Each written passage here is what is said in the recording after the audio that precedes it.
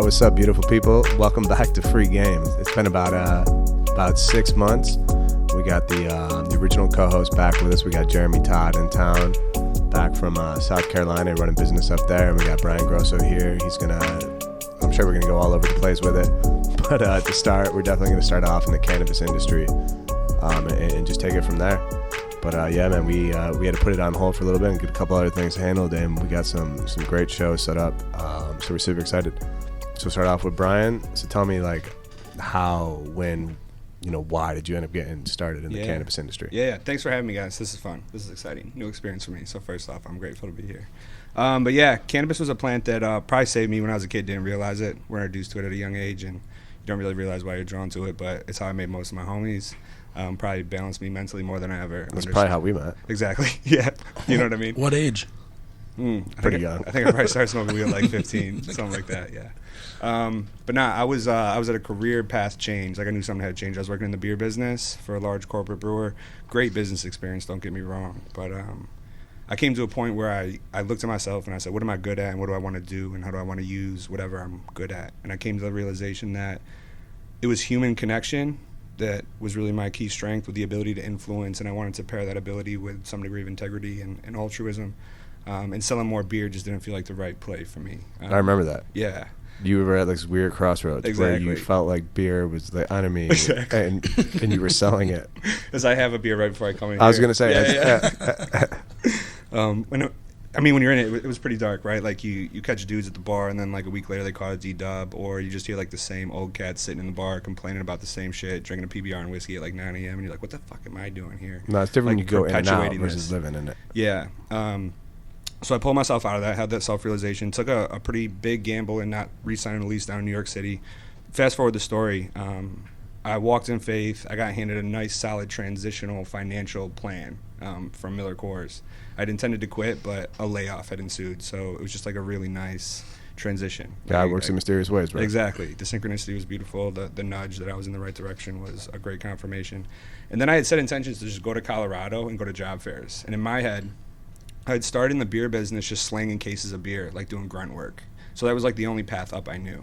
So I was like, I'm just going to go grow or be a bud tender, or like do bitch work, trim whatever. Like, I had no real understanding of the industry. What year was this? This is probably 2015, 2016. Nice. Yeah. So I assumed I would start at the bottom and work my way up, because that's just how I had operated before. Turns out Mr. Hensey made a really interesting connection. Mr. Hensey? Yeah. I went to Mr. Hensey. I was like, hey, Mr. H, like, I'm looking to get into this industry. Do you have any understanding of it, or anybody that might be able to help me? Or just for those of you that don't know who that is, which is going to be most people listening, I know. It's a mutual friend's father. Yeah, who had owned a medical distribution business. Like, he bought and sold medical devices.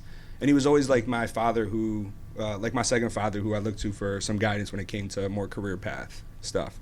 So after quitting my job, I put like 11 things on a page. It was like cannabis, make more music, save fucking bees, hang out with these people. You were definitely on that list, like trying to surround myself by solid folks.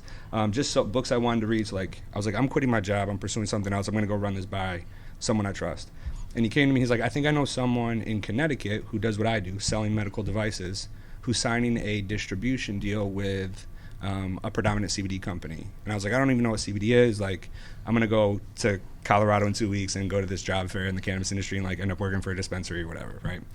That didn't work out. That job fair was terrible. It was way more like pot focused in terms of like the cultural side of getting high, which although I enjoyed, I was really looking for like the medicine side of it. Like, this plant is so biodynamic and there's so many chemicals. Let's embrace that and build it out, not just let's get stoned. So I came back. I was like, hey, Mr. H, is there anything going on with that opportunity or with your buddy that is about to start selling CBD products? And that's when I started looking to CBD more than just the THC side of it. And I started selling Charlotte's Web for the distribution side of the business. And Mr. Hensey just kept plugging away at the executives at CW, and he was like, yo, I got this kid, he's super hungry, like, you should take him on. He worked for a large, manufacturer before. And sure enough, like, that's exactly how it happened. So Mr. Hensey's the plug. Hell yeah. Mr. Hensey connected all the dots. He advocated for me. He gave me a shot. He started selling this stuff because he knew I wanted to. So I was like his feet on the street, just trying to figure it out, making a little bit of commission from him. And then they were in super startup mode when I got there. They still are, for sure. But it was nice to have someone from a large manufacturer, I think, coming into a startup company, especially on the sales side of things, that understood CPG products, consumer packaged goods. Okay. I just landed there. And that's a specific strain, right? Like Charlotte's Web is a strain. It's a company, no? Yeah, so I think it gets confused a lot for a strain, for like a specific genetic. Okay. Like you will go into a dispensary and see like a Charlotte's Web vape pen. That's definitely not the brand that I represent, or Gotcha. It could be a strain name. But what we have done, or what the company's done rather, let me state that, they've patented some genetic strains. Mm-hmm. They've worked hard to crossbreed, to figure out how to grow it optimally, not just in Colorado, but in Oregon and Kentucky and different parts of the country. And then they've patented those genetics, which just ensures some degree of consistency and exclusivity. Consistency is probably the biggest piece, though. Yeah. Don't they have a cool backstory, though? I remember like someone with like epilepsy and... Yeah, Charlotte's Web, everyone's like, oh, I love that book. And I'm like, yeah. I don't think I ever really read it, but the company I work for is a little bit different. There was a group of brothers. It was 7 brothers, the Stanley brothers. They were out in Colorado growing back in like early, 2000s, 2010, somewhere in there.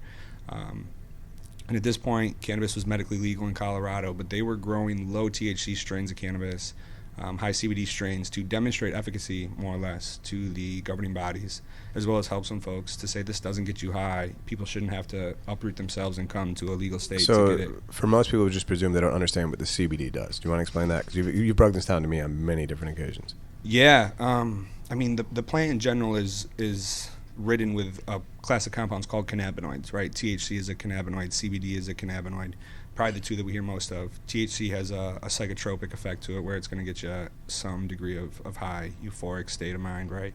CBD is not going to, and it works within the body's endocannabinoid system. All these compounds do.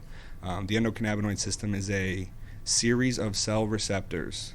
You have these endocannabinoid receptors laced all across your body, your brain, your gut, your immune system, your nervous system, your eyes, your skin, your liver, pretty much everywhere in your body. The name of the game for those receptors within all of those cells of the body is to interact with a cannabinoid, either endocannabinoid produced by the body or phytocannabinoid from the plant, like CBD, interact with those receptors on those cells to bring that cell, and in turn that system, brain, gut, nervous system, into balance. The endocannabinoid system, its whole job is to bring homeostasis to those systems. It's the body's master regulator. So CBD, and I don't know the science to a depth enough to say CBD does exactly this within these pathways, but the name of the game with cannabis in the human body is just balance. Okay. More than anything. I actually did not know that. Yeah, and a good way to look at it is we're so caught up in sympathetic, just nervous system, right? Like we're fight or flight most of the time. We're overstimulated. We're just lost in like the amount of things going on, trying to balance it all. And we're always trying to find like a parasympathetic state to rest, rejuvenate, and revive. And cannabis, specifically CBD, can help you find that. I heard humans in the past, because of how overstimulated and oversaturated our society is, like constant dopamine from like Instagram likes or Facebook likes or all the other bullshit, right? Yeah. Exactly. That when people actually enjoy like good food and things like that, although they enjoy it, it's not the same degree that humans used to enjoy things. Wow. Now, I don't know if that's true or not. I don't know if you know anything about that, but I literally read that the other day, and it was like the human brain, or the most humans in modern American society are so oversaturated with like dopamine, and dopamine is the quick one, right? It's serotonin is like what creates trust, and that comes out over time. It's like good things take time, right? Yeah. But it's like the dopamine rush that when people see good views and things like that, it doesn't create some chemical reaction. Yeah, you're getting jaded. Memory. Yeah. It's almost like people are the cheap, not cheap, but like the easy thrills of the instant gratification actually depletes and lessens the value of like the long run shit. So it's like oversaturation. Yeah, where like I'm trying to get simpler, right? Like ironically, as I'm doing better and more, I'm actually simplifying. Yeah. Simplification, I think, is an important piece. For me, buyer's remorse is kind of where I'm picking up where you're putting down. Like, I love food. Like, I love trying good new food. But like after going to so many dope restaurants or like traveling the country, I'm like, yeah, this is pretty good. What I just had. When in reality, if it was like the first restaurant, oh my god, I've been like, this is fucking on. Yeah, like you be talking to everybody about it for like, for like the next month. Yeah. I've noticed that as I grow in business. Right now, I don't want to say used to, but now I go to these fancy steakhouses with like, literally like, now I've kind of been accepted in a circle with like billionaires, and sports team owners, and people that own hospitals, and people that do all the crazy shit, right? So go to grab dinner and you're probably not, I mean, although these people would actually go to like a McRae's or like a... Oh, and they'd probably love it. No knock on McRae's, you know, we love you. But like still, that's the local pub. I'm getting chicken wings there. You know, we're going to these steakhouses now and it's still awesome. But I remember like the first time going... It's just not as awesome. Yeah, the first time like when I went home, I was like, oh my fucking God. Yeah. I can afford this. Yeah. Oh, man.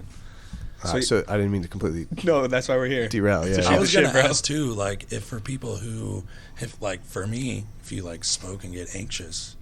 Yeah, he recently started getting anxious when So he gets like, high. I don't even weird. smoke anymore. The last like 3 years. Yeah, that's and I a used to when I good was question. younger. I don't know if it's because weed is stronger now, or I don't know what it is. I can but, give like, you my 2 cents on that. When I do like CBD or like a vape, sometimes it's okay. Mm-hmm. But if I like, you know, So chief we got this kind of started this podcast. Like we used to take what we call like blunt walks, and we'd walk like 6 miles and we just talk. Yeah. And I was like, yo, I'm gonna get a podcast in, and I can just feel it, it's coming. And then shortly after that, Mike approached me with like, hey, you know, about podcast stuff, and I was like, well, Here we are. yeah. Yeah, that's just good. But it was interesting, like just like a feeling. Yeah. I feel like, well, one, I've heard, and I've probably used it myself, and I think it works. Like, if I get a little too high or too much, I've ingested or inhaled too much THC, I definitely lean into CBD to try to balance that out. Okay. I don't believe it's just placebo. I don't know the science on it, but, like, I've leveraged that trick to bring me back down. I So think CBD will get me less high if I'm too high. If I eat an edible potentially, and I can't get off the couch and I have some CBD, I might be a little better. yeah, everything is potential. Okay. I'm pretty sure. Like, Okay. I've leveraged that tool or that trick to help me. And I think there is some science back there. I'm not able to. I think the anxiety too is like you just second get like. So what do you just think his analyze- anxiety comes from now? Because it's new and he's been... I think it might be maybe taking you- on more when in you my get high? life, and I just second guess everything to the point of like, how long am I looking at this person? Okay, now look here. All right, what am I doing with my hands? That could be... Like you're hyper aware, and you're just like, I am living here, and I'm not like. Yeah. Sometimes that's just the feeling. It like I go kind back of to overwhelms like you. the stimuli, and I'm thinking like internal stimuli as well as external stimuli, because the external stimuli has always been there. Like when we were in college, you still had things going on, but the internal stimuli like wasn't as drastic because you didn't have as much responsibility. I had to wake up, I had to go to class, fuck off, take a Scantron test, get an Right. A on it, and then come Yeah. hang out with dope chicks and smoke weed about life. Like, Sounds awesome. that was it. So now, because I've experienced this in my life as an avid user, right? Sometimes abuser of the THC side, where like I'm in that exact mode you just talked about, hyper aware, hands in my pocket, should my hands not be in my pocket? Yeah. It's like, what the fuck You're am just I saying? second guessing everything. Exactly. So I'm not sure what caused it, but I do think it's a hyper sense of awareness or apprehension or second guessing. Like everyone knows I'm stoned, and then you got to settle into, I took this or I engaged with this plant for a reason, and if I just settle into that choice and accept it, like I might have a good time here. Well, this coincided with Jeremy basically getting a promotion at work and then starting to leave and move to a new office. And when I originally met Jeremy, like he was bartending at Taco Mac, no knock, but just that was it. Yeah. And like playing music. And, Yeah, just chilling. And then it What was kind like of music? Everything. Nice. Funk, blues, jazz, hip hop. Fuck yeah. You name it.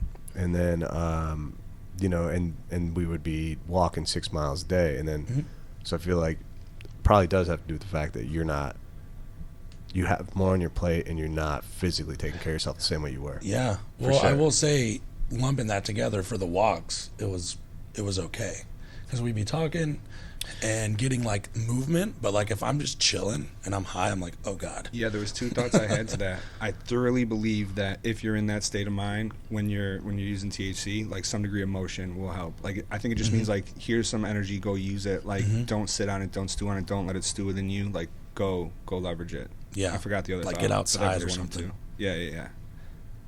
Okay. Oh, but also use it for the occasion. Like if I'm going to roll a joint and then take a hit or 2 before like focusing on some degree of analytical work, if I take like 4 or 5 hits, that's an excessive use of that plant for that mechanism of action. Like to do that work, 2 hits was right. So I think occasion based usage in the right amount is like if we're going to a concert, Modification. Exactly. So we like overindulge, like, because Exactly. I've noticed for me, even if I take like 2 hits, I still get high. Yeah. And Oh, some that's people perfect. are like It's the perfect smoking amount. like gram blunts, and I'm just Well- like, oh, I'm good. Yeah. No, thank you. Yeah. But no, I think it's got to be appropriate amount. Yeah.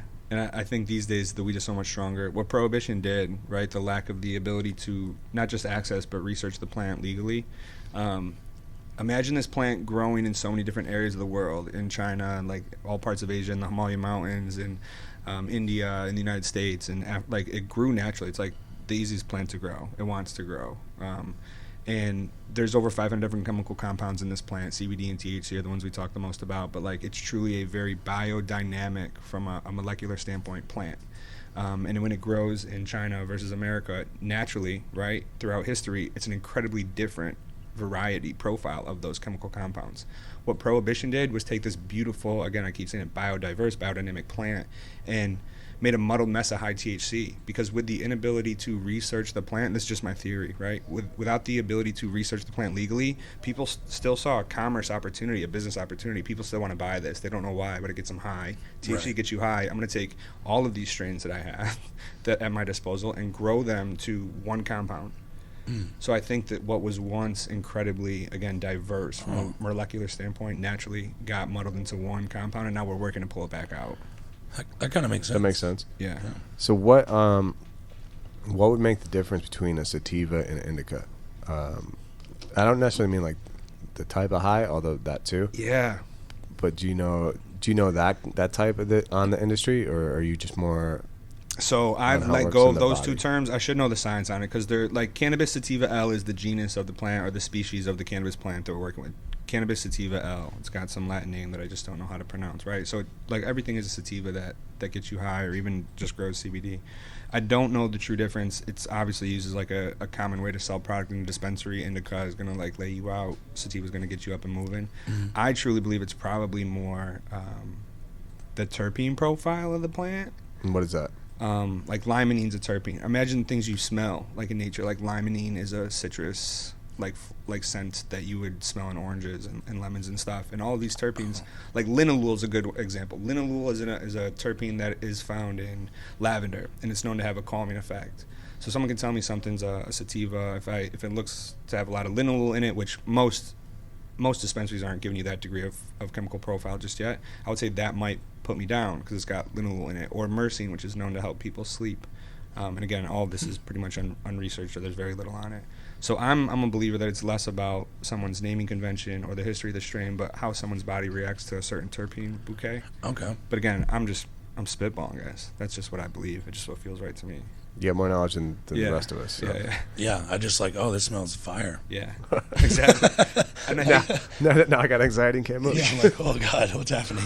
I think there is validity to like that type of recognition of a plant, though. Like, I'm gonna smell this, and I've smelled 7 of them, and like this one resonates the most. I think like that's a good way to choose. Say this one is probably what I need right now, or in the near future. Yeah. Okay, and then you referenced it kind of. I thought you were gonna kind of go into it. You said like China, the Himalayas. I know. In the Middle East, everywhere it grows. So, like, what are some of the plant history and potentials? Yeah.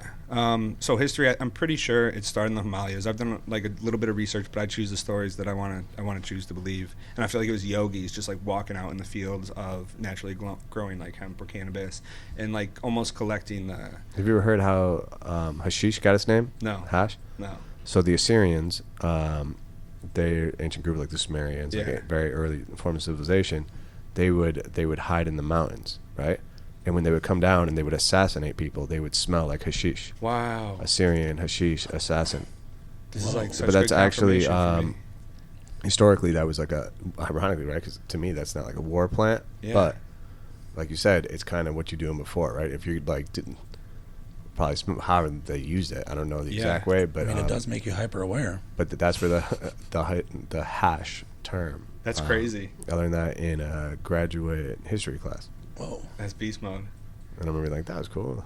So yeah, that's like the beautiful picture I painted after doing some research. And I forgot, I heard it from like an OG yogi, but like they were walking through the plants in the Himalaya mountains, and like they'd come back with like the crystals or the trichomes on their skin. Like that's what they would leverage to turn into medicine. But either way, I'm pretty confident it moved east to west. You can find it in like the Chinese pharmacopoeia. Like you can find it in Greece. You can find it in like so many different. So what would the Chinese pharmacopoeia use it for?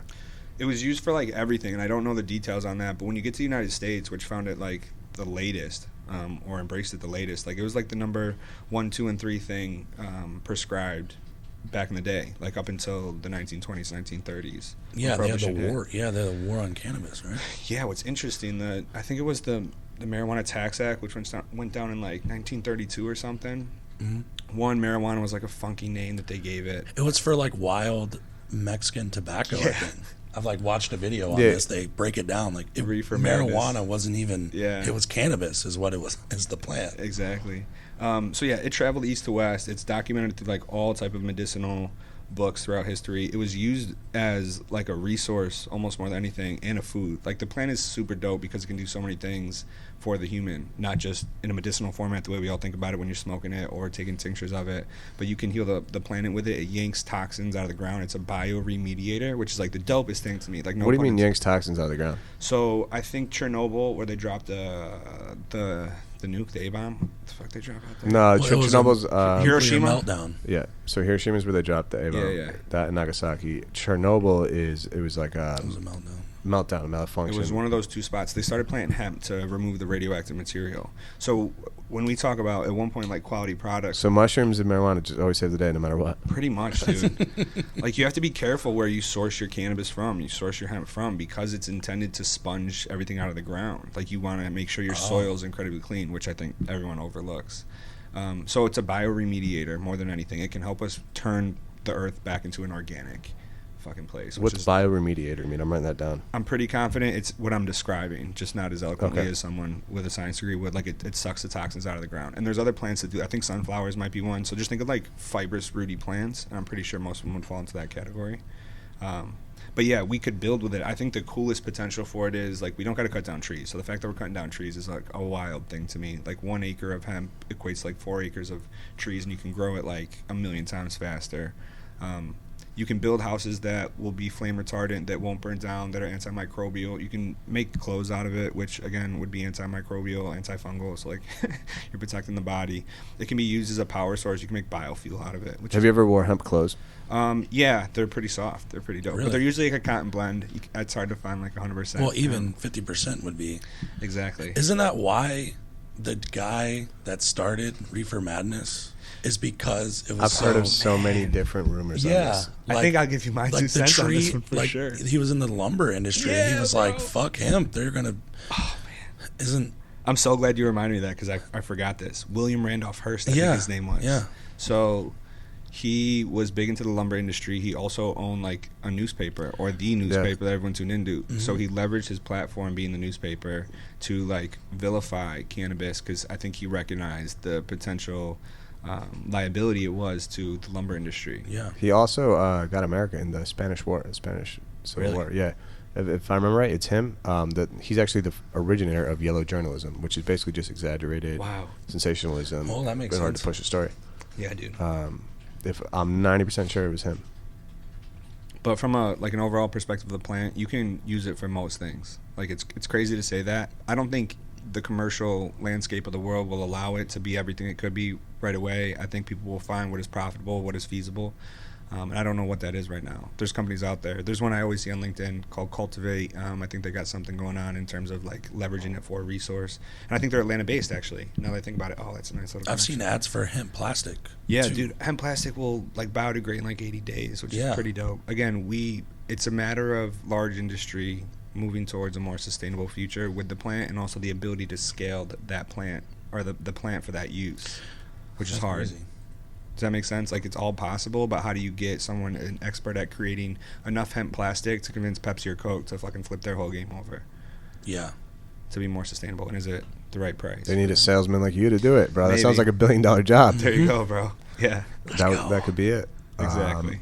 And then what about hemp concrete? I've heard that this is actually like the best form of concrete. Yeah, so I don't know the strength of it, but I do know, like, the one thing I always pull away from hempcrete, I think what some call it is, I think it's like, hempcrete, yeah. The house won't burn down. You can build it, and the house won't burn down because it's flame retardant, which is just wild to me. That is crazy. And hella strong, too. I think, like, stronger than steel or something. Again, I'm just ripping here, but I'm pretty sure it's strong as hell. I mean, that's pretty wild. If that is actually accurate. So basically what the uses are clothing, food, obviously getting high. Yeah. Medicine. Shelter. Yeah, dude. And then paper, right? The plant provides. Yeah, it could be made of many things. So even after it was prohibited in, I think it was again 1932, the Marijuana Tax Act. Was it World War II, like in the 1940s? I'm terrible with history. You probably know better than me. So World War II, America gets in it in like 1939. Yeah. Or not, World War II kind of takes off in 1939. America gets a bomb in like 1942, or Pearl Harbor, right? Got it. and then Mike, is it 1942 Pearl Harbor? I think so. I think it's 1942, and then Hiroshima and Nagasaki are in 1945, if I'm correct. Got it. So Prohibition was catalyzed by the Marijuana Tax Act in 1932, 1930-something. And then they brought it back as a national initiative to farmers called Hemp for Victory during World War II, because they were using hemp for... So I was wrong. It was 41 was when Pearl Harbor was. Good luck. That's close. That's close. They asked the farmers, it was called Hemp for Victory, asking them to grow hemp for like the helmets, the sails on boats, like pretty much everything, the uniforms for soldiers.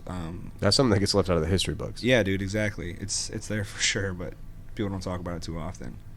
So even after prohibiting it, they saw some degree of value for it, and this is like now the government, the powers that control, right? Like they said, no, we need more of this to support this cause from a material standpoint.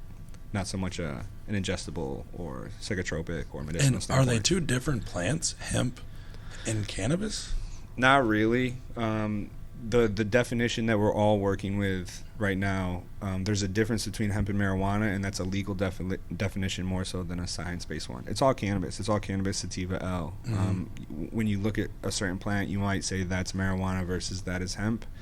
Contingent on what you're growing it for. If you're growing hemp for like tall, stocky hemp to make like some degree of resource, you're going to recognize that as hemp. It doesn't have like flowering buds. But if you're growing hemp for, and I'll get back to the delineation between hemp and marijuana, but if you're growing hemp for like medicinal purposes, it's going to look like some marijuana to somebody. With big flowers. Exactly. That smell crazy. So right now, the delineation, which is really a federal law, it was in the 2018 Farm Bill, I'm pretty sure, they called any cannabis plant that has more than 0.3% THC at its dry weight state marijuana, and anything less than 0.3% THC at its dry weight state hemp, which is reckless. Again, the plant has like 500 different chemical compounds. That's why you're seeing wild, like, business.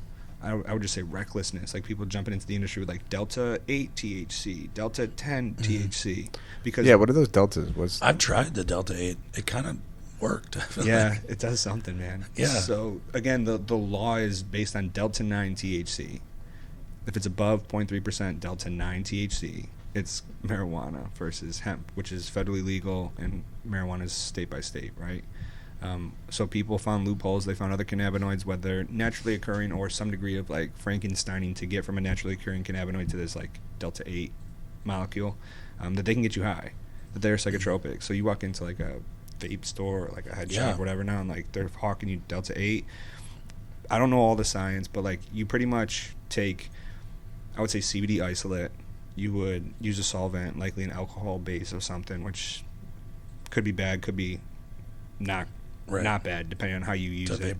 Then they add an acidic chemical to that, and then they add a basic chemical to that to like balance each other out, but transform the molecules, and then you get Delta 8. But it's also Delta 8 and Delta 9. So half the stuff that they're selling under the impression that it's Delta 8 and legal is, one, Frankenstein, but two, some combination of Delta 8 and Delta 9. I wouldn't use it. I choose not to use it because I had a goofy experience with it, but I definitely tried it. What was the experience? I think I had some bad guidance, but I should have known better. So the buddy who gave it to me, he's like, it's not as strong as your typical Delta 9. So I was like, okay. So I think I had like 50 milligrams of edibles, which is a shit ton for me, even on like just regular THC. Like, that's a lot, bro. Yeah. And I felt like if you looked at me, you would have thought I was about to go to sleep, but inside, like, I felt like I was about to explode. That's where I was at. Dude, that's how I feel. So like the duck. That sounds terrible. Yeah, it was brutal, bro. But Delta 8, no bueno. I think there's just too much of a Frankenstein process. I think what you're looking for is like someone just pulling the plant out the ground, extracting it the right way, growing it the right way. Doesn't require much degree of doctoring or alteration once you take it out the ground.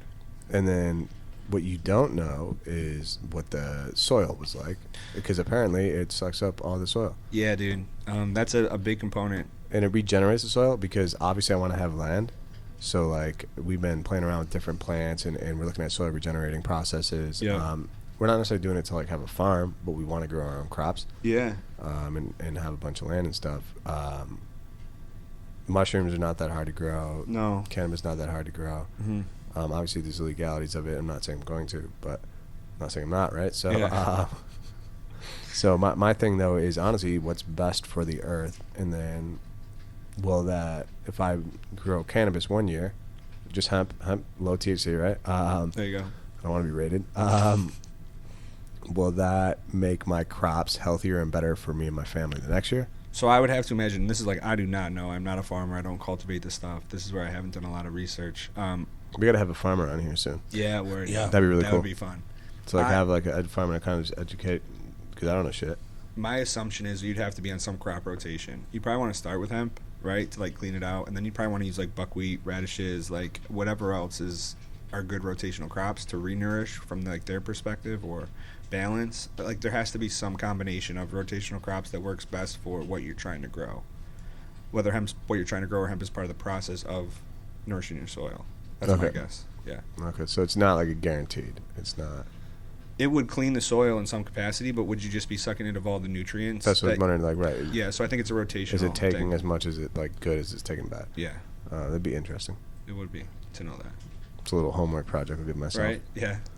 Hemp, not cannabis. Hemp, right. Low THC. Yeah. Of course. Delta 8 plants. It's all cannabis, and then the government has delineated it into hemp and marijuana. Yeah. So cannabis is usually what I call Which it. I could have swore the House just voted on a bill. Like, I saw it on CNN. Like, the laws are crazy. It's a mess. I saw it in a mainstream news article, Yeah. which nowadays doesn't mean anything. yeah, I don't know. It could just the House passed it. I don't know if the Senate did or if it's law. Okay, got you. But So it went the through the concept, I do remember reading that. Yeah. Is they're going to federally decriminalize marijuana, Okay. and it'll be up to every state at that point. Got it. So Which is could how it still should be. state States' illegal, right? So like, rights. if Georgia doesn't, hopefully Georgia legalizes it. If they don't, then it would still be like a state crime, but not a federal. Yeah. I mean, if democracy's real, like, look at all the states, bro. Like, more than Mhm. half of them, right? Isn't that how that shit Exactly. works? It should be Majority states' rights rules. anyway. Yeah, like, all of us, all the states have, or I say all of them, like, a majority of them have made the decision to decriminalize or legalize in some capacity. It's a matter of time that federal Yeah. legislation In the happens. city of Atlanta, it is. If you get caught with less than an ounce, it's a fine. Yeah, that's whack. And then I think that's good. It's the worst case, it's a fine. I I mean, it's a step in the step. I It's a step. wish it was nothing. yeah, Yeah. it's a step. That's why I was saying that. I got bagged in Iowa with a bunch, and I was like, oh my God, I have like 6 Iowa. ounces What on were you me. doing in Iowa? I was driving from Colorado to Michigan. I know, right? Through cornfields, bro. Just whipping it like a buck. I think I had edibles on my front seat like an asshole. Just like I was packing up all my stuff from Denver, headed back to When you Michigan. moved to Michigan? And Yeah. that's legal to legal, right? Michigan and Colorado. You were in the middle. Yeah, and I was haphazardly transporting it, and I got bagged with like 6 ounces on me, and they were like, "Oh, it's okay. Like if you have more than half a gram, it's the lowest level of demeanor or misdemeanor. But if you have like more than a couple pounds, that's when you get into like the next degree of of misdemeanor." I was like, "Cool." So my 6 ounces is like half a joint. They're like pretty much. Wow. Yeah. So I got away pretty easily on that one. Nice. Way to go, Iowa. Yeah, right. Way to be cool, man. The cop was cool. He gave me my cash to let me bail myself out. Yeah, I had a really good experience despite acting like an idiot out there. Yeah. So just another side note for another little, me on tangent. So you said, if it's a democracy. So when I first kind of like really started down this wormhole and like trying to really self-educate myself, one of the first books I read, which is a tough read, is Plato's The Republic. Oh shit. And in The Republic, he argues, and I think actually rather successfully, that the worst form of government, worse than a tyrannical dictatorship, is a long-term two-party democracy. Because what eventually happens is you only have two extremes, and the weakest on both sides are the ones that get all the attention because of exactly what happens now, right? People will vote for Biden because they don't want to vote for Trump. Yeah. Or they'll vote for, let's say they don't even like Trump, but they'll vote for Trump because they don't want to vote for Biden, right? Like whatever it might be, Yeah, dude. it creates two extremes. And literally you hear people all the time, well, it's either that or the other guy. Yeah. Oh, yeah. And That's the great. point of it is what happens is the dumbest in the public and the loudest actually have the strongest voice. Yeah. And it will keep making sure that you get the weaker and weaker leaders. But it actually, I have a book called The Mathematics of Politics, and it actually shows that a two-party democracy is the worst party you can have. Really? Because it's easy to say that, right?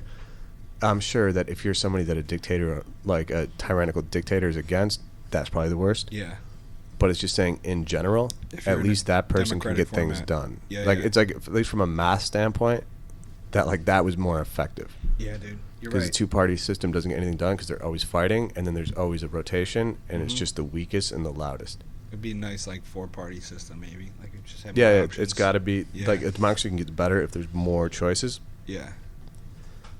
At a certain point, I want to say like I don't know the exact number, but at a Yeah. certain point though, it's too many.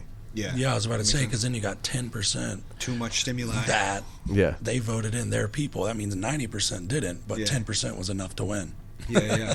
I just think it should be no parties. To the Democratic point, I think that came from like it should be legal because more than half the states have touched it at some point in like a positive way. I think legalization would just really allow all the governing parties, whether it's the FDA or whoever it might be, just like do their jobs and ensure that people get safe product. Like that to me is a big thing. Like the CBD space is so convoluted with like a ton of brands because there was no regulatory body making them check boxes or jump through hoops that are warranted to like make sure the product's safe and efficacious and consistent in what it really is, that it's led to like a lot of rotten apples. Explain efficacious for the listener. It works. It does what it's intended to do. It does what it's intended to do. Yeah. Like vitamin C is efficacious towards building your immune system, right? Like it's an efficacious remedy for building immunity. I remember I learned the term self-efficacy, and it was the ability to get things done because you believe you can get it done. Wow. I like that. And I learned that in a business psychology class. And I've never forgot that word. And was like... Yeah, that phrase is a powerful one. Yeah, I mean, it's like when you play sports with somebody and they win and you don't know why, they just always win. Yeah. I'd like to think I had that. I think you did. Yeah, I did. Yeah. I would beat people that were way better than me all the time because I just always believed I was going to. But it's like when you get stuff done, like in business, you get it done just because you just know you're going to get it done, so it just happens. Self-efficacious. Self-efficacy. I'm putting that one in my back pocket. Self-efficacy. Yeah. That's a word that doesn't get said often. Is there like a lot of weird... Basically, it's unregulated, so you don't necessarily know what you're getting. Yeah. So like if I go get a gummy, a CBD gummy, who knows how much who's monitoring what's the actual content of CBD? Where did it come from? Like you were saying, what soil was that plant grown in to then extract from? There's just not a lot of consistency there. There's not. You want to find a company, or like I would just say like know your grower, which is tough, right? But if a company can't tell you like how they're growing the plant, or that they are growing the plant and how they grow the plant, and they're not organically certified. Organic certification is now able to be attained with hemp fields. But from if you want to use a cannabis product that is safe, efficacious, and consistent, like that's what we should all be looking for in anything we're doing from a medicinal standpoint. I want to take it, I want to know it's going to work, and I want to know it's going to work when I need it to work. You know what I mean? And that comes down to the consistency of the plant, first of all, right? It's going to work and it's going to continue to work. So 500 chemical compounds, right? I mentioned Charlotte's Web has some patented genetics, so like we know that we're working with the same shit over and over. But think about this. I'm a great marketer. I want to jump on the CBD bandwagon or this cannabis bandwagon. I know I can source CBD from farmer A, and I can build my brand through a marketing program or a marketing strategy rather than like a true quality strategy. Right. So I'm going to source from farmer A. I run out of farmer A. I fill these beautiful bottles with now the hemp I get from farmer B, right? Different product, potentially. Yeah, right? same label. Same amount of CBD, but like the bouquet of other terpenes, cannabinoids, flavonoids around that could be different. Then you go to farmer C, right? Like, so there is strains out there that are easily accessible, but are they consistent? Are they growing the same way year after year? What are they really doing to ensure that? And if someone's not their own cultivator, I think it's where you're going to run into discrepancies of consistency. But then again, they might be growing the same strain. Let's check that box and say they are, right? They're growing the same genetic year over year. So you know that I'm a great marketer sourcing great product, or at least consistent product. Is that farmer testing his groundwater, testing his soil, not just within the field, but like within 500 meters of the field, right? To make sure nothing is seeping into that, because that's where the cleanliness comes from. If you got hella heavy metals in your land that you're growing your hemp, your extract is going to have concentrated degrees of heavy metals, right? Right. So there are products out there. There should be QR codes on most CBD products at this point where you can pull up a COA and it passes all these metrics of pesticides, heavy metals, solvents, and stuff like that. But most people can achieve that at this point. I think what we really need to lean into from a purchasing standpoint of cannabis products as consumers, and as those consumers seeking like wellness from it, right? Not just recreation or even recreation, but you should be seeking consistency. And that's a tough thing to come by because every grow is different. So as the guy that doesn't know how to check that, Yeah. let's say I'm in a state and just went to Colorado for the bachelor party, right? So let's say I go out to Colorado. Tosh Sultana's playing in Red Rocks. I want to see that. Go to Red Rocks. I've been there once. So it'll be June 12th if you want to go. We'll talk about that after. But so let's say, I go to Colorado and I'm looking, how can I tell that? Yeah, so I'll speak to like a recreational purchase at this point because we're out in Colorado in a dispensary. Like that's the setting we're placing ourselves in. I would probably knock on a bunch of doors if like that was really my goal, right? If my goal was to find a product that I knew was There should be though, you said. Yeah, but if I'm putting myself in like a local Colorado standpoint, then like I live in Colorado. You live in not Colorado. I'm visiting Colorado, right? Because I'd be way more concerned with consistency if I'm going back there. I would try to find a dispensary that totes or brags about growing their own stuff. Because they will, like the dispensaries I used to go to, the farm out in Boulder, one of my favorite spots I used to go to, hands down. Because they always had like the same menu of flower. I was like, why don't you guys change it up? But they would change it up when they would bring in like brands or flower from like guest growers, because they grew what they knew how to grow, and it was always the same THC percentage for the most part, or like within a few percentage points. So I would just try to find a boutique local, or at least someone like that has enough whereabouts to test their product or create some degree of consistency, but stick to what they know. Like I'm not going to try to grow this strain and this strain and this strain and this strain because it's the new thing, but like I'm going to hone in on something that works and create some degree of loyalty through the repeat purchase of consistency. All right, so how would I check going to visit? It's hard. You'd have to talk to the dispensary workers and the owners, or just really like, hey, do you guys grow this stuff? You know what I mean? Like that's how I would do it, because I don't think there's a lot of options to understand. Within the CBD space, you'd have to do your research. Like you'd have to call the companies and try to dig through the minutia that is their sales pitch to see if they actually grow it, or if they have the science or the willingness to publicize their approach to growing, to cultivation. So at this point it's tough. You can definitely find clean products. You can definitely find products that should work, you know, the first few times you try them, but to ensure consistency, you got to dig a little bit deeper, and it's tough. Okay. Yeah. And then, can you explain the science between an endocannabinoid system and then the endocannabinoid deficiency? Yeah. Well, the endocannabinoid system is what we talked about, right? Like it's a series of cell receptors, and I kind of gave and it you does like balance, you said, like homeostasis. Yeah, and I kind of gave you the receptor component to that. Like if we're playing catch, I gave you the glove, right?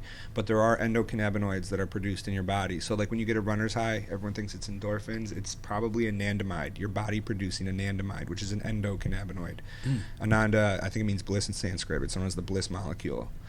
There's another one that's, again, endocannabinoid produced by the body. So the runner's high is actually probably an endocannabinoid. Yeah.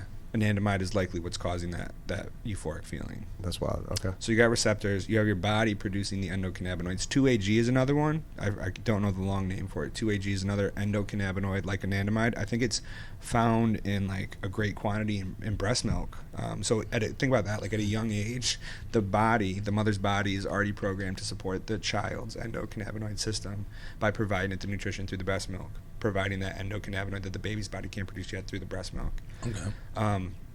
So I think what has happened is, without the external supplementation of cannabis, right, or just through like lack of healthy living that the human species has really progressed through in the past however long, like we've seen an exponential rate of diabetes, autism, so many different things, all of which cannabis, again, off the record, probably some science out there has the ability to balance some of those systems out. Maybe not cure those things or solve those things or mitigate those things, but I bet it's a good starting point for like some degree of foundational health. Didn't Charlotte's Web do something like epilepsy?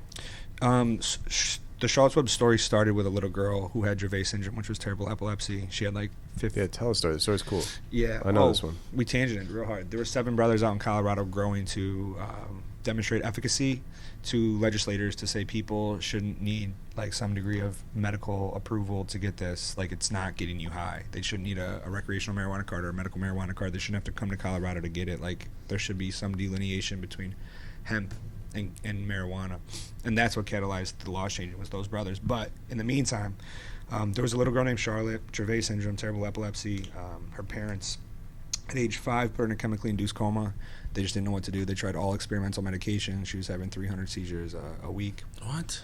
Yeah, just like frying her brain. Like that's what epilepsy is, I'm pretty sure. Just like hella electricity running through your brain. So in a chemically induced coma, they fed her through her feeding tube, the Charlotte's Web original formula. And she was seizure free for 8 days, and that's really what catalyzed like the entire industry. Her story got picked up on CNN by Dr. Sanjay Gupta. Upon seeing that, or upon that, you know, from that national exposure, rather, 15,000 families came to Colorado saying, I need this stuff for my kid or for me. And then like those 15,000 people or families became like the first farmers, because like the brothers, they had no fucking intention of, or expectation of that happening. They're like, how do we grow this on a mass scale? Like there's no blueprint for this, like growing this organically outdoors. And was just like chaotic and desperate. If you talk to any of them, they'll call that chapter the waiting list, which was the hardest for them because they had something or the ability to produce something that people needed, but they didn't know how to expedite the production of it to get it to them. They didn't know how to scale it. Exactly. So those families were like the people planting the first fields and shit. How did they know, like, that first girl to do that? Was it just like, hey, we've analyzed this compound and we think it was just accident? Yeah, so it was her mother, Paige Figge, was just like a desperate mom trying to save her daughter. She walked into a dispensary, found like a high CBD strain of cannabis in the dispensary. It was called Hippie's Disappointment, and like no one ever bought it. She like made her own home extract out of it, and it helped in some degree. And then the brothers that were working on this, like they somehow connected with Paige, again, just like the universe making things happen the way they're supposed to happen. And I don't know if they began to strategically, I think it was too remedial of a process. Like I know these guys, but I don't know like how deep those roots are, but I don't think they were as pragmatic from a scientific standpoint to be growing it for a specific condition. Right. I truly believe like it just worked out the way it was supposed to work out. And the cultivar that they patented that worked for Charlotte is just like good for cerebral stuff. Okay. Yeah. Do you know like the why that would be? No clue. Like truly no idea. Yeah. But I know that was a huge thing that helped marijuana become legal, was like little stories like that. Hell yeah. Basically becoming more mainstream. Like, oh shit, like yeah. So isn't there certain kinds like autism that work well with like marijuana? Yeah, dude. And I can just give you like my 2 cents of like what I've seen from experience. I went to a show called Autism One at one point, just like hear people like understand that community and those parents. And man, you know what? I'm gonna give you a different story. First of all, parents of kids with autism. I was in. I want to hear this story. Yeah. Well, okay. So I gained a real understanding for how those parents experiment with their kids. And they're very diligent, they're very routine, they're very documented. They're not just going to go try something crazy, but they're desperate to a point like where they're trying most things, but they would get down to like the specific drop dosage. Like if I give my child 3 drops, not like a dropper full or not like X amount of milligrams, but they were like very focused with the dosage, that they would find that the optimal dose for their kids. But it didn't always work for every kid. But again, like the point of that was those humans are superhuman, bro. Like they are earth angels, the parents of those kids with autism. But I did meet, and I wish I could remember all their names. The mother's name was Lourdes. I can't remember the child or the father's name. And I'm sorry, they're in Florida, they're chiropractors. And they came up to me and they're like, does this stuff really work for kids with special needs? I was like, honestly, like I can't say anything. I don't really know. Like the science isn't out there, but you could tell they had some degree of interest for their business, but there was a hidden interest that they didn't want to be as vulnerable about and share.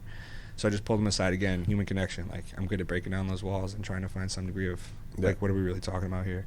And they said, we have a kid and he's nonverbal. And I was like, take this bottle. Like that's the luxury of the job I'm in, the position I'm in sometimes is if I, like that's why these brothers did it, right? So I try to pass that on when I'm in that moment as much as I want them as potential partners to buy and sell the product and use their patience. Like here, use this for your kid. They came back a year later to the same trade show and they said, do you remember us? I said, yeah. They said, we want you to meet somebody. And they introduced their kid. He came up, he shook my hand, and he said, thank you. And, like, I fucking cried, dude. Like, they fucking cried. They're like, he would normally not be able to, like, sit in this room, in this conference room, like, full of hella stimuli and people. He, like, would never shake your hand before. Like, that bottle that you gave us propelled us to an experimental approach to his autism, and he's now a much more functioning human. That's crazy. Yeah, dude. So, yeah, there's potential there, and I can only give it to you anecdotally. I mean, my guess would just be the balance, right? The homeostasis. Yeah, dude. I'd have to imagine that something was imbalanced and it balances out. 100%. That's awesome. I mean, I remember I got super interested in Asperger's when I was in grad school. Do you remember when I was a teacher? Yeah. All right, so...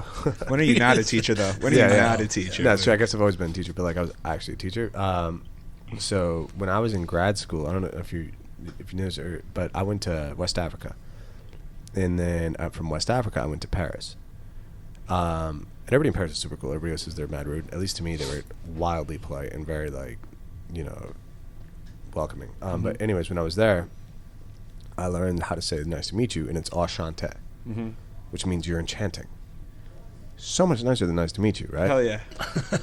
And you know me, so I can't go to sleep that night when I find out what that means. And I'm up till like 4 a.m. playing around with like words. And I'm like, yo, imagine it's the romance language. Maybe they're so much more engaged because saying nice to meet you, even if it doesn't have the same you're enchanting like carryover, that's still what you're saying. Yeah. Right? And then I had just read a book called Look Me in the Eyes by John Elder Robinson. Mm-hmm. He created like the electric guitar and like stuff like that with kids, but he had Asperger's. And he was saying that he didn't think in words. And that I have that line in my spoken word, you know, and there's power in thought and I think in words. There's power in thought, especially these active verbs. Logically, that tautology taught me the power in words, right? Yeah, so that came from me thinking about that. Yeah. That's a wild thought. And what I was thinking was like, maybe people in Asperger's can't communicate because they're always thinking in pictures. And if there was and I actually emailed this to a neuro-linguistic professor at Syracuse University who was going back and forth with me. I just couldn't remember his name because I put him on fucking blast. But he was going back and forth with me like, dude, that's so good, like da-da-da. And I think he just took the idea and ran with it. Wow. Because I just emailed him and I was like, yo, man, like, have you ever thought about this, da-da-da-da-da? And we were going back and forth. He was like, wow, I've never, you know. Yeah. But it was maybe creating a program, you know, to help people with autism or Asperger's communicating like right, because I think in words 90% of the time, which I find out is not that normal. A lot of people think more in pictures. Yeah. But I think that maybe that's why I can communicate well, because I'm always practicing speaking. Almost, you know, like I'm having an internal monologue at all times, and I let it go, and I know how to monitor it and tell when things are like whatever. But I think you're spot on with the communication component of those special needs kids. Like, I don't know if anyone knows, but Cody Lee, you got to look him up. I think it was America's Got Talent. He was this kid. I think he was blind. He had autism or some degree of learning, you know, challenge, and he was verbal. He could walk on the stage with his mom. And, you know, he spoke choppy, but, like, he was able to say, my name is Cody Lee. And then he got to the piano, bro. And, like, the homie just, like, crushed the piano. He was able to sing, like, nothing I've ever seen before. But, again, like, the way his mind works was not words, verbal, like, physical world so much. It was the musicality of life. It was those rhythms, those equations, that math, right? Have you ever seen August Rush? No. It's a good movie. That's so good. Yeah. You got to watch that, bro. It's so good. It's very, like, synchronicity, and this kid just is attracted to the music. Michael Burke actually is the one that put me onto that. That guy's a trip. Yo, he actually came over. Mike's laughing back there. So we had the sound healer come on. Jeremy couldn't talk for the rest of the show. Jeremy was just like, it was weird. So he came over to my house last Saturday. I had a bunch of people over, barbecued and grilled, you know, and then, you know, mushrooms, stuff like that. And he sets up and he plays and we all lay down. Antonio had like an exorcism. That was crazy. Like, yeah, like he cleared some ancestral trauma. It was wild though. And what was wild, this was the most interesting thing to me, right? So like, you know how Mike is, right? He's chilling. We walk in, he disappeared in the house, not telling anybody. And we walk in, he's sitting there perfectly straight. Goes, the show is about to begin. And get ready. And like he starts playing these he's the Native American like drums and like, yo, it was so good, man. Like it starts going like crazy. Antonio, like his breathing goes nuts. Yo, it sounded like something was like leaving him, right, for like 5 minutes. Yeah, breathwork is nuts, bro. I got the fireplace. It wasn't breathwork. You just lay back and listen. Yo, he produces DMT naturally in your brain. Yeah. So like those that were trying to take it to the next level, mushrooms just help even more. But like, so you did the mushrooms with the sound therapy. Yeah. That's insane. And then afterwards, we all just sat by. I had a fire pit going after, and we sat by that, just decompressed. So Antonio and Corey, after, you know, they're having like a moment, like taking it in, and Antonio can't stop shivering, like, oh my God, like the way I was when I went on the ice plunge with like Jesse Itzer and those guys, right? Yeah. So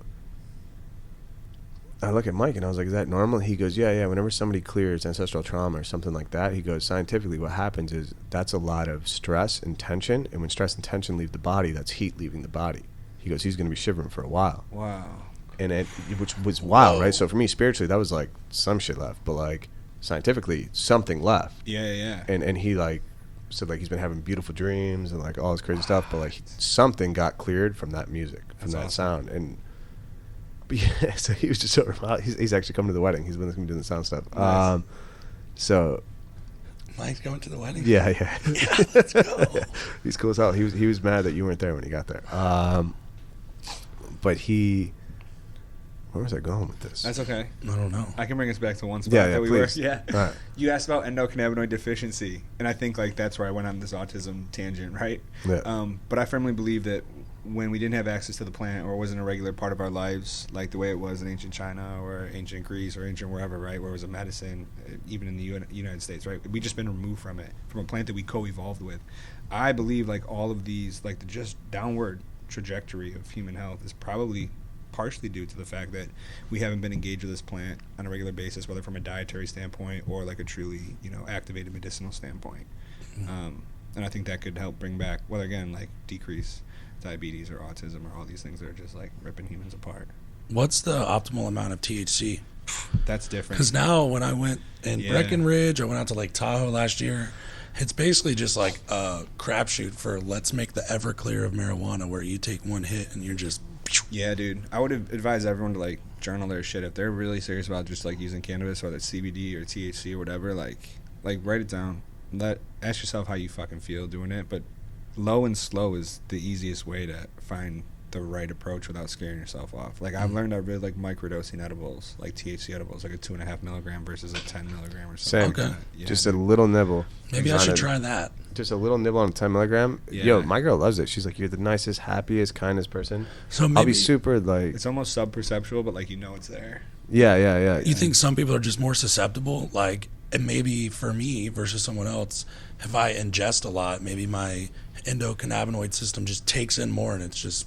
Yeah, so does everyone's something. endocannabinoid system is designed differently. Like those receptors are in all the same places that I mentioned, but you might have like a ton, jumping around in your brain, where I might have way more in my gut than I do my brain. So like every human's endocannabinoid system is different. I'm pretty sure you can impact it through exercise, exposure to sun, meditation, or like. Well, definitely if it's a runner's high. Yeah, exactly. Like you So can we were produce more. exercising more. You're probably more imbalanced. Yeah. And you know what, like, this is just a complete guess now I'm thinking about it, but if CBD does bring some degree of, like, calm or peace, or, like, the cannabis plant does, and I think it's the CBD doing it, like, maybe it engages in some mechanism that blocks the absorption of anandamide, right? If anandamide is the bliss molecule, right, you're either having a tough time producing it if you're not feeling great. Just my guess. Like, I truly don't know this. That's why exercise makes you feel better. Yeah, exactly. So maybe, like, the CBD component, maybe it's blocking those receptors, or that it's stopping the degradation of anandamide in you to allow you to have a more abundant amount of anandamide. So it might not be the chemical itself; it's the reaction of the chemical. Exactly. Yeah. Another interesting thing about cannabinoids, just like a fun thing that I enjoy, is I think within any synapses, like most chemical compounds that are involved in any degree of synapses, is it's flowing from one neuron to the other, like in a one-directional way. Cannabinoids can go in two directions. When creating. So most can only go one direction? Yeah, and I don't know the names of these compounds. I don't know what the science behind the brain synapsing. Is that what I say? But I do know that it can move in both directions of the neurological connection, which to me just makes it a more efficient mover of information, I guess. It's interesting. Yeah. And then why does marijuana have short-term memory loss? No fucking clue, but I feel that. I can feel that on a regular basis. But it's like extremely short term though. Like it's minutes. Yeah. Like I remember, like if I get really high, like I remember the night. It's just like from one thought alcohol's to the next. Worst. Yeah, alcohol is like for me, like you can actually forget at night. I've never been so high that I forgot an evening. It was just like periods of time where I'm like thinking, and like I'm like, that was 5 minutes that I don't remember what I was just doing. Or you walk into the other room like, why the fuck did I just walk in here? Like that's the best example. It's like very short term. Yeah, I got no idea where that comes from. My assumption is it's definitely like it works within the memory spot of the brain for sure. My assumption is like I'm thinking too much about too many things, and then the body moves towards one of those things in my head, and then my head is already onto something else before my body gets to that destination of where it had intended to go. Lack of focus. Yeah, exactly. So if the endocannabinoid system is in us naturally and we naturally produce them, do you think there's people that can overindulge, and that's why if they stop, they can get depressed from like almost like a withdrawal? Because can you have a marijuana withdrawal? It's almost like you're super But caffeinating I don't know. yourself. Yeah.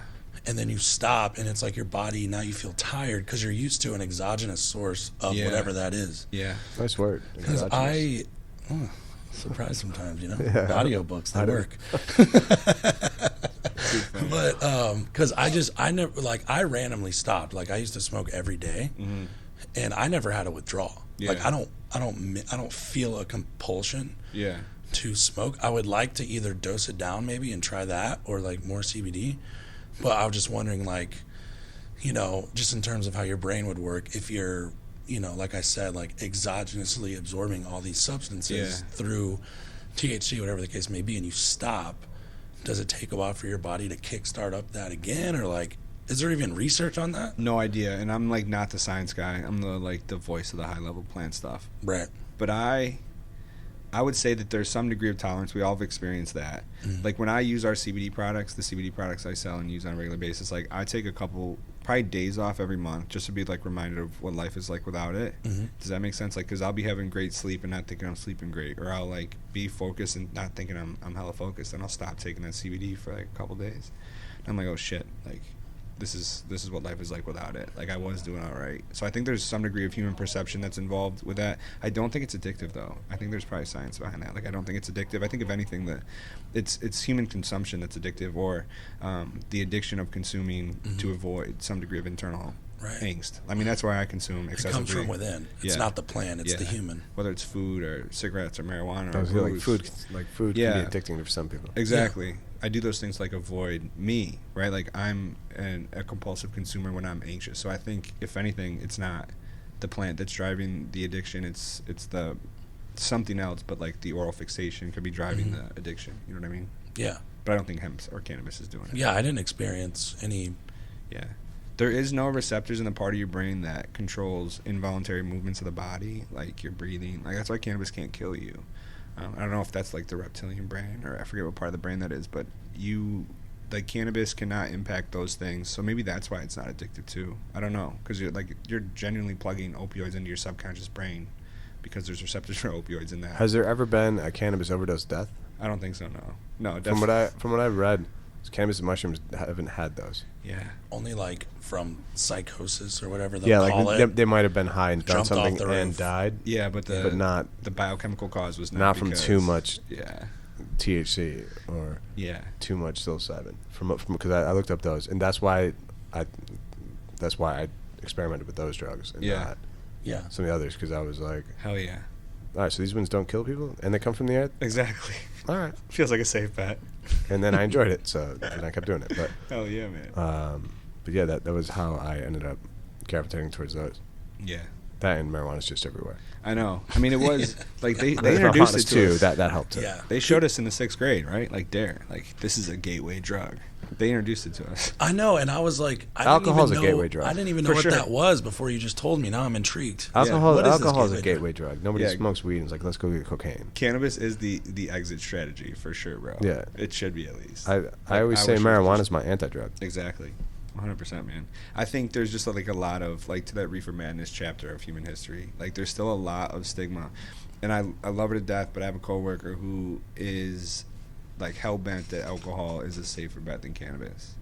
And I'm like, yo, I love you, I can't leave you in this company, but you're awesome and you're great, and like, how do you really believe that? Like, and this is the picture I try to paint. How did she sell marijuana then? She's great. She's like, she believes in the plant and the product, but like, this is just the unique debate her and I had as friends, right? I'm like, are you kidding me? Like, put 50 alcoholics in a room, put 50 potheads in a room with their vice of choice, and like, check back in 2 hours and see what the fuck's going on. You know what I mean? You have a bunch of people eating cookies, giving hugs, playing rock, paper, scissors. The other ones, who the fuck knows? Fighting, for exactly, sure. Bro. For sure fighting. Exactly. Alcohol, for sure fighting. Dude, I never get munchies from weed. I don't Only either. from alcohol. Are you fucking kidding me, Same. bro? Bro, you give me like 4 shots of Jameson, I'll eat everything in your fucking house. I don't get marijuana munchies. I actually get less hungry. Me too. What? I mean, that's great. And again, I think it goes back to like how it's working within your system and the blood sugar up, down, however it's regulating that or deregulating something. That's awesome, dude. That's like the ultimate moneymaker is how to replicate your degree of biology. Well, sugar alcohol can create an insulin response, which will make alcohol you makes hungry. me eat more recklessly. Like, dude, I never eat like munchy food. Yeah. Never, except when I'm drunk. Yeah. It's kind of funny. It's a beautiful plant, though. It can like help the human body, help the physical planet, and just bring us back to a spot of sustenance and like balance with the earth. Like the homeostatic component of the human body is very it's micro compared to what the plant can help us achieve from a homeostatic state in relation to the planet. Like that's the beauty of it. It's interesting how a lot of these plants do the same thing in the body they do on the earth, right? Yeah. Like mushrooms is the same. So like mycelium is the way trees and stuff communicate underground, right? 100% through the root system. Information through the root system to the mushroom. Yeah. And the mushrooms, you do it, it connects you to like the outer world. It's interesting though, like, you know, marijuana does that, and then it basically does that in the body. Exactly. Again, like we could. God don't make mistakes. No, we can clean the earth up and clean the human body up through embracing this plant, just like getting behind it with some good research and regulation. But yeah, God don't make no mistakes. The universe don't make no mistakes. What if you were able to accomplish one thing, only one thing, with your vocation, or it doesn't have to be what you do now, with the cannabis plant, what would it be? It's a wild statement or a wild question, and I think my statement will be crazier. I think I've done what I came to do. Like, I wanted to be a voice for the plant to so you do more podcasts like this then? Yeah, to drive some degree of credibility to it. And I mean that in the sense of, like, I watched my father, who was an incredibly, like, hot-tempered human, begin to take these products, and, like, I'll never forget the day he called me up. He's like, Bri, like, everything that bothered me at work just didn't fucking bother me today. And, like, that brought tears to my eyes. So, like, watching the impact of the humans around me was important. But I feel like the company I've been lucky enough to work for is in a spot that it's going to sustain. I feel like it's a good vehicle for the plant's voice. I will continue to work within that environment as long as I can. But for me, I guess, to answer it rather than dodge it, I would want to work to increase the populations of doctors that feel good using the plant. Because for me to shout it from the rooftop is one thing. I'm a passionate, crazy kid who knows some of the facts, right? You know what I'm talking about? Like, this whole thing has been very loosely rooted in what I think and what I've read or researched, right? But it's like passion more so than science. I know that when I can sell hard enough or sell with enough integrity to get a doc onto it, like, that doctor's voice is 10 times, if not 100 times or 1,000 times more credible than mine. Right, so my goal is to influence those that have the true ability to influence from a healing standpoint. So I just have you increase gotten some? Like, have you tried? Yeah, have you ever like, hey, docs? give these, you know? Oh yeah, that's what I do. Okay, that's like a majority of how I spend my time. Just more so on the business side than the actual conversational side of it. Okay. Yeah, I'm managing partners that sell downstream to doctors. Okay. So it's working. If the business is growing, then more doctors. So you're doing it. Yeah, I'm doing it, but I think there's a need for, like, that to me is the ultimate push for this plant to get to a more prominent spot in its medicinal perception, or the human perception of its medicinal value, is through the doctor's voices. And we're just, like, scratching the surface. Like, we really are. Like, from a, you know, and I don't know the numbers of the company, but, like, only a few percentage points of the amount of Kairos in the country do we sell to, or do they advocate for our products, or CBD in general. Like, a couple percentage points, like not 10% even. So there's room for expansion within that community. But then it gets down to, like, tougher things. Not only are you convincing them on the science and the dosing guidelines, which is tough to do as a dietary supplement company, but you have to get, like, the business side of it down. They don't want to carry inventory, so you have to get creative. Like, we need a drop ship program, we need a virtual dispensary. So, like, there is things to be done both in, like, the passion side. Can you have drones drop them off?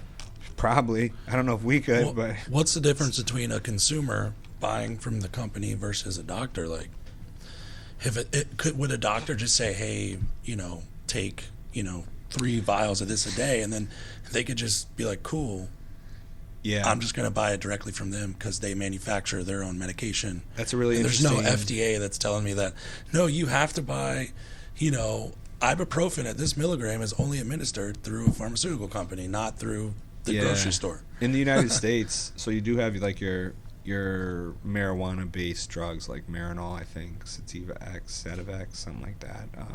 What was the most recent one? Epidiolex, which was, like, specifically designed for epilepsy. So, like, you have your pharmaceutical approaches to it, but it's tough, again, because it's a natural thing. It's a plant. There's slight variety to it, even when you're working as hard as we are to ensure consistency. But, like, Charlotte needed, like, probably, I don't know, hundreds of milligrams of CBD to help with her Dravet syndrome, her epilepsy. Whereas me, I need, like, I don't know, 20 to 50 milligrams a day to deal with my anxiety and like, lack of sleep. So I think it's contingent on what you're approaching, or what you're trying to mitigate, what you're trying to help, you know, relieve. And then experience. So, like, that's one of the biggest pushbacks when I talk to a doc is, like, tell me how to fucking do it, bro. Like, I understand it. I trust your brand. Like, show me how to do it with a patient with this. And that's hard for me to say. Yeah. But, like, there's a group called the Realm of Caring. Charlotte's mother plus a woman named Heather Jackson started this organization for, imagine that waiting list period that I mentioned, right? There was a lot of families looking for this stuff. Once they got it, they didn't know how to use it, right? So a bunch of mothers created this resource of an organization called the Realm of Caring to allow, like, now it's the largest anecdotal research data set in the country for cannabis. They work with Johns Hopkins to legitimatize the data. And what they did was, like, you are asking this question. You got a brother or a sister with autism or a family member with some degree of dementia, whatever it might be, right? You can call them up and have some, like, science, like, conversation rooted in science around a product that's in your hand, like a very specific product in a specific condition. So, like, there are organizations out there that are working towards helping even doctors find that degree of confidence to prescribe or suggest the right amount, because otherwise it's trial and error. That's like where I said take a journal, because there's no, like, long-term studies because it's been frowned upon and illegal. Yeah.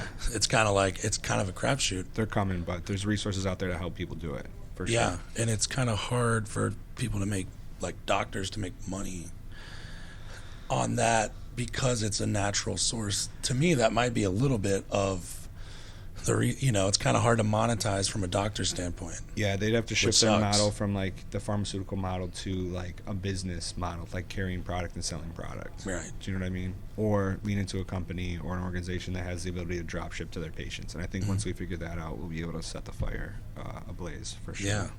Because it's digital, right? Digital world. People want to drop, click. They don't want to carry inventory, especially docs. Like, most doctors want to be practitioners, not businessmen or businesswomen. Right. Not all of them, but a majority of them, that if we want to scale, that's who we got to infiltrate. How do we make it easy for those folks who are great doctors but not great with business? Mm-hmm. So what do I want to accomplish? A little bit more of driving into that community. Okay. Yeah. So just kind of like not monopolizing, but really just capitalizing and creating allies in the doctor medicinal community. Exactly. My favorite thing to do, where I feel like the most valuable to this company, to this plant, it was when I would go to health food stores and give consumer seminars, just like around the basic stuff we talked about just now, but just like turning the light bulb on for people to feel comfortable enough to try it. Or when I would go to, like, medical trade shows, like the Florida Chiropractic Association, and just talk to, like, hundreds of docs coming up to the booth every day, and, like, you know that when they left, you turned something on where they're like, all right, I'm going to give this a shot. Yeah. Like, that's where I feel like I'm at my best. So it helped you with anxiety? Yeah, for sure. Yeah. I don't think you ever had anxiety. I don't remember it. I think I do these days, or I've recently found some relationship with it. In the adult world, yeah. Yeah. And, like, if I'm bugging out, especially with trading, like, 'cause that's a whole new dynamic of emotion and spectrum of emotion that I'm trying to hone in on. Yeah, it works for me just to cool me out a little bit. And more so, like, the monkey mind before bed. Like, it turns me off much quicker than it used to. For me, it's just connection. Just a couple hits, and I feel super connected to the world and people, and I'm, like, better. Yeah. Too many, and I'm too high, but just one or two hits. Yeah, that's all you need. A nice plate That's why of I food. like those little edibles. Hell yeah, dude. I got some of those. Nice. All right. Yeah. I think so, guys. Welcome back to Free Game. You know what I mean? I think that's a good way to end it. It is. We call it Free Game. I say it every time, but it is important to me. I had a feeling that this was going to come to me before it did, and it had to be called Free Game, and the concept was free, unrestricted, game, life, lessons, teaching. Right? You said, like, I've always been a teacher, but, like, this is my new platform. Hell and yeah, I had bro. a vision where it's going to be like a portal, a little under the radar. For those that want it, it can take them to the next level. Hell yeah. So we just hope to bring conversations like this to everybody that wants to hear them. Yeah, I'm super grateful that you guys had me. This is fun. It's cool to see. Like, It's good to have Jeremy back here. Jeremy's been up in South Carolina. This is our first episode back since I had to put it on hold for open enrollment. All right, play that music, baby. Thank you guys so much. Oh, and thank you to our friends at Business RadioX, Mike. Yeah. His son's helping us out too today. So thank you.